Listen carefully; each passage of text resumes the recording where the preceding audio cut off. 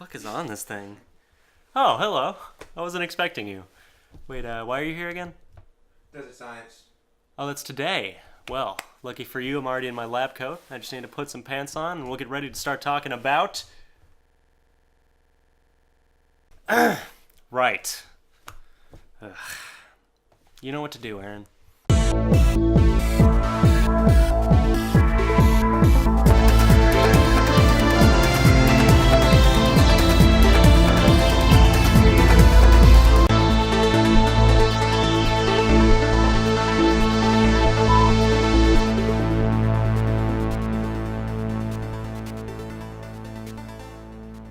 Are we alone in the universe? How did mankind ascend to its lofty position on its own? Will we ever find out how our ancient ancestors were able to pull off such amazing feats of engineering such as the pyramids or Noah's Ark?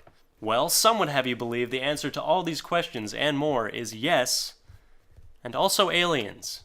For those unfamiliar, the theory asserts that mankind was visited in the past by extraterrestrials, some proponents going so far as to say that humans were genetically modified by these alleged visitors, explaining our presumed dominion over the other animals on this planet.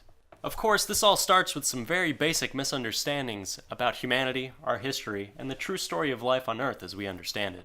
So first, let's find out if our old-timey visitors science, and then we'll try to answer some of the questions they so neatly wrap up for us.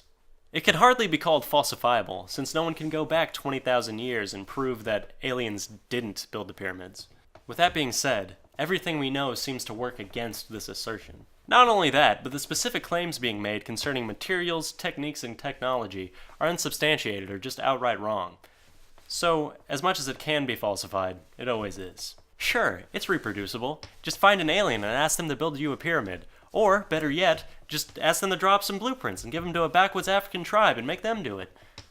Sorry, I'm being facetious. It's not reproducible.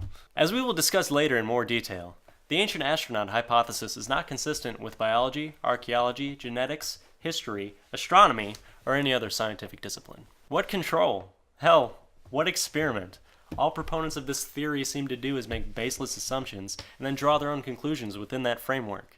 If you had a control, say, evidence that people really could construct the Moai and move them across great distances, it would render the ancient astronaut claim null. The claims are natural, and that they seem to answer supposed problems using naturalistic explanations. However, the claims themselves are not consistent with our broader understanding of how nature works, and therefore, the hypothesis fails in this regard as well. So right off the bat, this ship didn't science. Wow.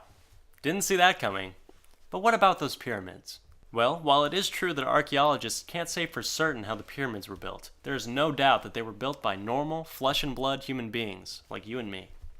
Exactly like you and me. You see, while our technological abilities have increased drastically over the last 100 years, Homo sapiens have remained virtually unchanged, biologically speaking, for 10,000 years. A peasant farmer under the rule of Ramses was just as capable of understanding geometry, physics, and basic engineering as we are, and there is no end to the possibilities of how ancient man was able to pull off something like this. Of course, these hypotheses themselves can't be falsified, as we can never know exactly which hypothesis is correct, but it must be noted that all of them, at least those entertained by archaeology, are consistent with other fields of science. Well, okay, I hear you say.